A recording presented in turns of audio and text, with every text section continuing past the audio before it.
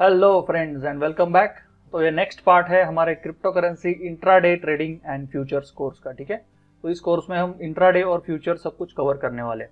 अगर आप ट्रेडिंग में नए हो तो पहले बिगिनर्स कोर्स कर लो, चैनल के ऊपर बिगिनर्स कोर्स अवेलेबल है, वो पहले कर लो, उसके बाद आप ये कोर्स फॉलो कर सकते हो। ठीक है, अब बहुत से लोग मुझसे पूछते हैं कि सर ये इंट्राडे ट्रेडिंग होता क्या है, हमें भी करना है, लेकिन इंट्राडे एग्जैक्टली होता क्या है, इसके ड्रॉबैक्स क्या है, फायदे क्या है, बहुत सारी चीजें जो लोगों को पता नहीं, बेसिक्स। ठीक है, तो ये डे ट्रेडिंग का ही पार्ट है। डे ट्रेडिंग जैसा ही में ही इंट्राडे ट्रेडिंग आता है, उसमें बहुत से लोग स्कैल्पिंग भी करते हैं, तो वो भी डे ट्रेडिंग होता है।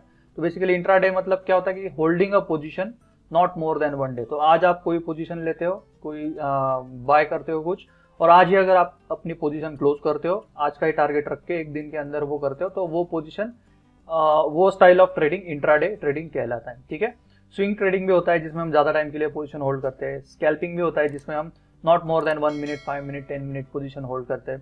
तो इंट्राडे ट्रेडिंग मतलब एक दिन पूरा आप कभी भी उसको पोजीशन को क्लोज कर सकते हो। ठीक है, तो बेसिकली इंट्राडे ट्रेडिंग ये प्रोफेशनल ट्रेडर्स करते हैं। ओके, बिगिनर्स के लिए थोड़ा सा मुश्किल हो सकता है। आगे मैं आपको सारी चीजें बताऊंगा डिटेल में, अच्छे से समझ लो एग्जैक्टली कैसे आपको करना है और क्या करना है।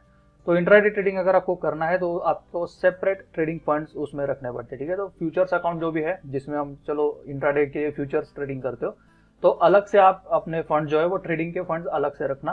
पोर्टफोलियो का कोई भी ट्रेडिंग इन्वेस्टमेंट फंड यहाँ पे लाना नहीं है। ठीक है, ट्रेडिंग के लिए आपके पहला रूल मैंने अपने बाकी कोर्सेस में पहले सीखा है आपको कि ट्रेडिंग के लिए अलग से फंड्स रखो, इन्वेस्टमेंट का पोर्टफोलियो अलग से रखो। ठीक है, तो ट्रेडिंग के जो भी फंड्स है वो आप इंट्राडे ट्रेडिंग के लिए थोड़े फंड्स उसमें अलोकेट कर सकते हो, बाकी आपके ऊपर कुछ स्विंग ट्रेडिंग करना है तो उसके लिए भी फंड्स रख सकते हो।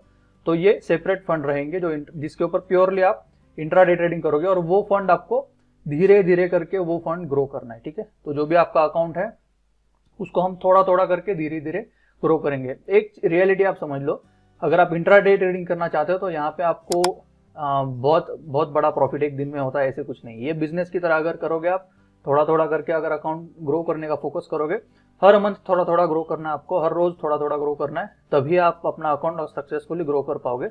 ओवर ट्रेडिंग वगैरह करके, स्कैल्पिंग में ओवर ट्रेडिंग होता है, बहुत सारी चीजें गलतियां हो जाती है, लेकिन इंट्राडे में आप थोड़ा कंट्रोल करके आपको थोड़ा टाइम मिल जाता है, लेकिन अकाउंट के ऊपर आपका पूरा फोकस होना चाहिए। तो स्लोली और कंसिस्टेंटली अगर अकाउंट को ग्रो करना है तो आप इंट्राडे ट्रेडिंग कर सकते हो। तो वो स्टाइल ऑफ ट्रेडिंग है, थोड़ा फास्ट होता है, लेकिन अकाउंट पे पूरा फोकस हमारा चाहिए। ओके, तो ये एक चीज आप समझ लो।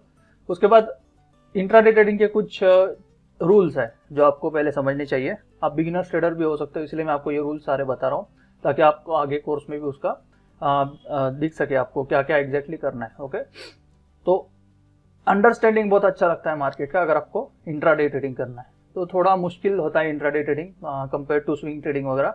स्विंग ट्रेडिंग में आपको सोचने के लिए टाइम थोड़ा मिल जाता है, तो स्कैल्पिंग और इंट्राडे जो भी पार्ट ऑफ ट्रेडिंग है, स्टाइल ऑफ ट्रेडिंग, उसमें थोड़ा आपको क्विक डिसीजंस लेने पड़ते हैं। बहुत बार आपको पोजीशंस फास्ट क्लोज करनी पड़ती है, मार्केट सडनली बदल सकता है ना, अगर इवेंट वगैरह कुछ है तो उस केस में फास्ट मार्केट बदलेगा और आपको उसका थोड़ा रिस्क आपको रिस्की हो जाता है ना, तो वो आपको समझना चाहिए।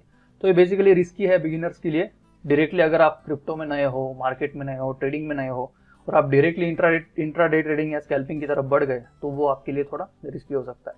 तो थोड़ा संभल के करना चाहिए नए लोगों को, और उसमें बहुत थोड़ा कंट्रोल लगता है, सेल्फ कंट्रोल, ट्रेडिंग साइकोलॉजी थोड़ी स्ट्रांग लगती है। मतलब पोजीशंस, अब इसमें तो ऐसा नहीं होता कि रोज आपको प्रॉफिट होगा, कभी थोड़ा लॉस हो सकता है, थोड़ा ज्यादा प्रॉफिट हो सकता है कल, है ना। तो हम लॉसेस छोटे रखते हैं और प्रॉफिट्स बड़े रखते हैं।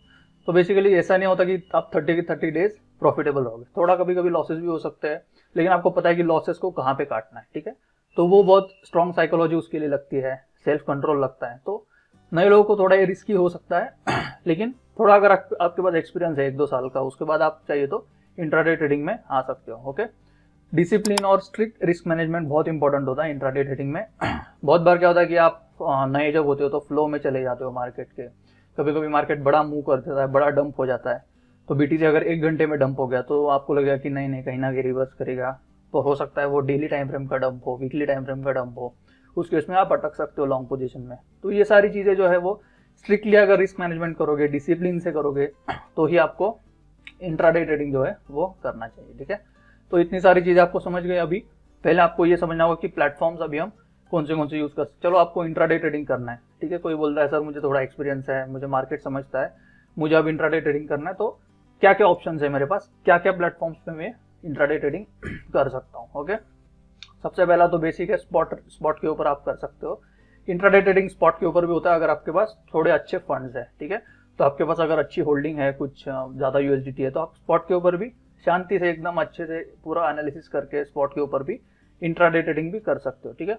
स्टॉक मार्केट में भी लोग करते हैं, कैश मार्केट में करते हैं और फ्यूचर्स में वगैरह करते हैं, लेकिन कैश मार्केट में भी लोग स्टॉक में पोजीशंस वगैरह लेते हैं। वैसे ही आप क्रिप्टो में भी स्पॉट मार्केट ट्रेडिंग के ऊपर कर सकते हो और ये थोड़ा कम रिस्की रहेगा, ठीक है। आपको टाइम मिल जाता है सोचने के लिए और फ्यूचर्स में कैसा लिक्विडेशन का थोड़ा डर होता है, ओके। तो spot is very less risky. तो ये एक ऑप्शन है हमारे पास कि स्पॉट के ऊपर हम कर सकते हैं इंट्राडे। नहीं तो लेवरेज टोकन्स है, ETF करके कुछ टोकन्स होते हैं, मतलब आपने सुना होगा कि बहुत सारे एक्सचेंजेस पे होता है ना, BTC up, BTC down, BTC1, BTC2 और BTC लॉन्ग, BTC शॉर्ट, ऐसे नाम के जो प्रोडक्ट्स है वो बेसिकली ETFs कहलाते हैं।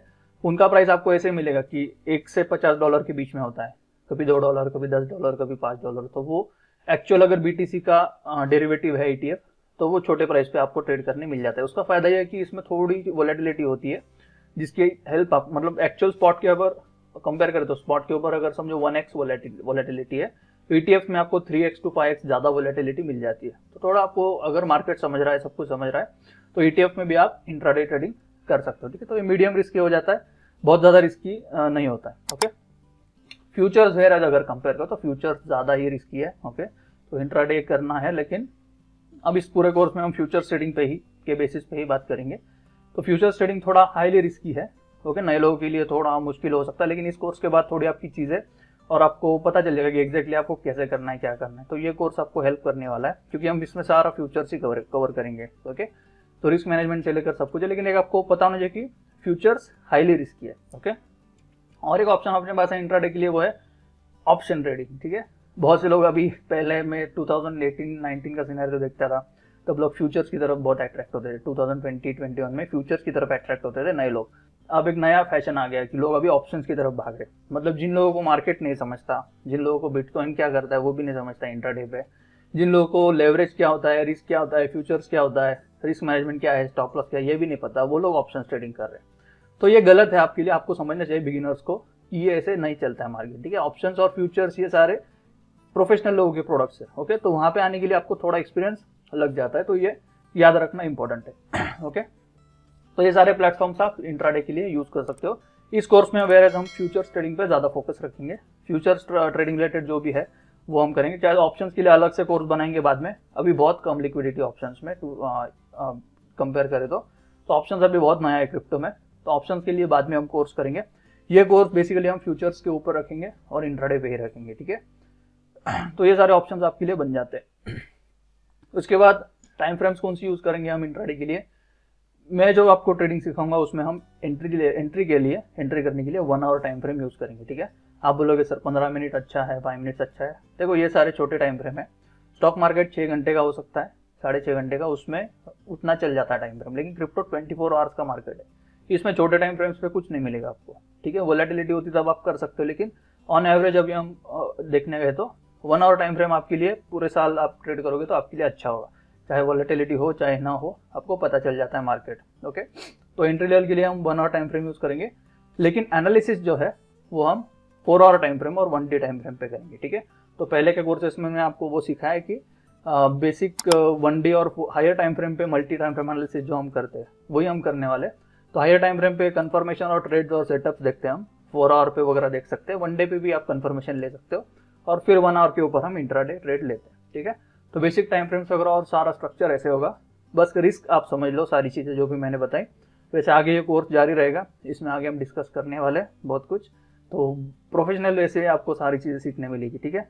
कैसे कॉइन ढूंढते हैं, क्या करते हैं, स्क्रीनर्स क्या होता है, बहुत कॉइन फिल्टर से लेके सब कुछ हम सीखेंगे, ओके। तो डोंट वरी, सब कुछ सिखाऊंगा आपको मैं।